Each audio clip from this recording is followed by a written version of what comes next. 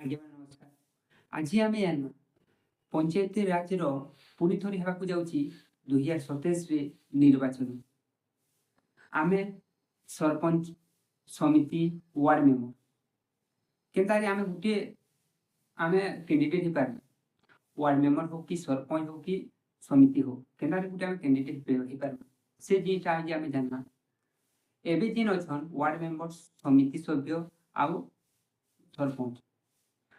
ସରପଞ୍ଚ ଗୋଟେ ପଞ୍ଚାୟତ ସମ୍ଭାଳବା ଆଉ ସମିତି ତାର ହଟା ତାମେ ରହିବା ଆଉ ୱାର୍ଡ ମେମ୍ବର ଗାଁ ରହିବା। ସେ ଜିନିଷଟା ଆମେ ଜାଣିବା। ଏବେ ଯେନ୍ ଇହାଦେ ଯେନ୍ ଘଟୁଛି ସରପଞ୍ଚର ସବୁ ପଞ୍ଚାୟତ ତାର ପଞ୍ଚାୟତ ଯାଇକି ତାର ସବୁ କିଛି ତାର ୱାର୍ଡ ମେମ୍ବର ତାର ଗାଁ ତାର ସବୁ କିଛି ସେ ଜିନିଷଟା ଆମେ ଜାଣିବା। ଆମେ ୱାର୍ଡ ମେମ୍ବର ଗୋଟେ କ୍ୟାଣ୍ଡିଡେଟ୍ ହେଇପାରମା ବେଲେ ଗାଁ କେନ୍ତା ଆମର ଗାଁ କେନ୍ତା ଉନ୍ନତି ହେବା ସେ ଜିନିଷଟା ଆମେ କର୍ମା।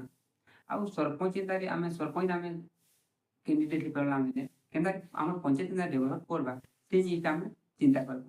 ସେଥିର ଲାଗି ଆମେ ପୁଣି ଥରେ ଭାଇମାନେ ଆପଣମାନଙ୍କୁ ଏନ୍ତା ସୁଯୋଗ ଆଉ 5 ବର୍ଷ ଥରେ ହିଁ ଆସେ ଏନ୍ତା ସୁଯୋଗ। ପଞ୍ଚାୟତି ରାଜ ସମିତି 2027ରେ ପୁଣି ଥରେ ଇଲେକ୍ସନ ହେବାକୁ ଯାଉଛି।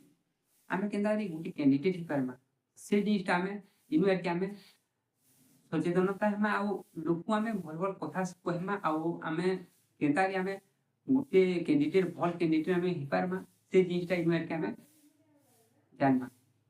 ଭାଇମାନେ ମୁଇଁ ଏଠି ପଞ୍ଚାୟତି ରାଜର ମୁଇଁ ତମକୁ କହିଲି ଜାଣିବେ ପଞ୍ଚାୟତି ରାଜ 2017ରେ ଇଲେକ୍ସନ ହେବାକୁ ଯାଉଛି।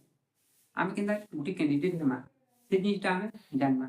ଭାଇମାନେ ମୁଇଁ ପଞ୍ଚାୟତି ରାଜର ସବୁ ଷ୍ଟେପ୍ ବାଇ ଷ୍ଟେପ୍ ଭାଇମାନେ ଭିଡ଼ିଓ ବାଇ ଷ୍ଟେପ୍ ଆଣିନେମି ଗୋଟେ ପାର୍ଟ କରିକି ଆଣିନେମି।